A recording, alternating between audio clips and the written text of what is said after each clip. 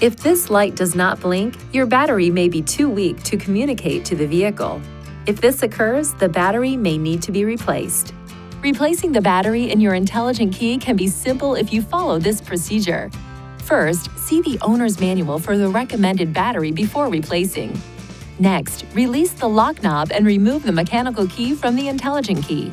Place a cloth over a small flathead screwdriver and insert the tip into this slit. Now twist the screwdriver to separate the intelligent key into two pieces. Look at the battery to observe which side is up so you can put the replacement battery in the same way.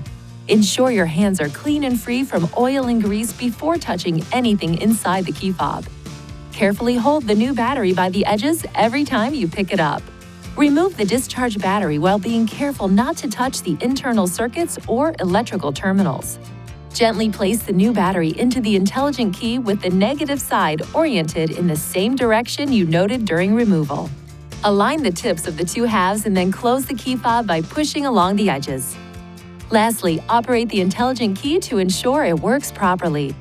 If you need assistance with replacement, it is recommended you visit a Nissan dealer. Please see your owner's manual for important safety information, system limitations, and additional operating and feature information.